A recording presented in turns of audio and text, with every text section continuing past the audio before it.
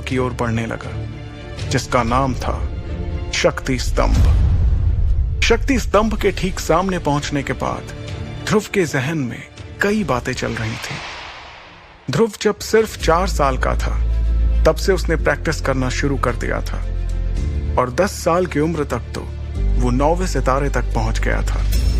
फिर 11 की उम्र में वो 0 रैंक से एकलव्य रैंक पर आ गया था। शौर्य दल के 100 साल के इतिहास में यह पहली बार था जब एक 11 साल का बच्चा एकलव्य बन गया हो। लेकिन उसके बाद ऐसा कुछ हुआ कि अचानक से एकलव्य एक बार फिर से 0 रैंक पर आ गया। यही सब सोचते हुए ध्रुव ने अपने दाहिने हाथ की हथेली को शक्ति स्तंभ पर रखने के लिए आगे बढ़ाया।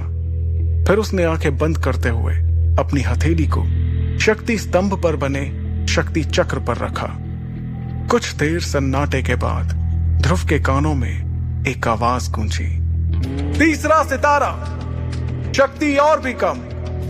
इस बार भी ध्रुव का सबसे निराशाजनक प्रदर्शन। यह आवाज जैसे ही ध्रुव के कानों में पड़ी, उसके पैरों तले जमीन सरक गई। उसे अपने कानों पर यकीन नहीं हो रहा था। जैसे ही उसने अपनी आंखें खोली, शक्ति स्तंभ पर गड़े हुए 2 शब्दों तीसरा सितारा ने उसके सपनों को चकनाचूर कर दिया। उसे बिल्कुल भी समझ नहीं आ रहा था कि आखिर ऐसा कैसे हो सकता था। इस बार तो उसने हर बार से ज्यादा मेहनत की थी। शक्ति स्तंभ के सामने खड़े ध्रुव ने अपने आप से बड़बड़ाते हुए कहा, नहीं नहीं, ऐसा नहीं हो सकता, ऐसा बिल्कुल भी नहीं हो सकता। खुद से नाराज ध्रुव ने दोबारा 2 से 3 बार अपनी हथेली को शक्ति स्तंभ पर रखकर देखा, लेकिन हर बार उसे अपनी आंखों के सामने वही सितारा दिखाई दे रहा।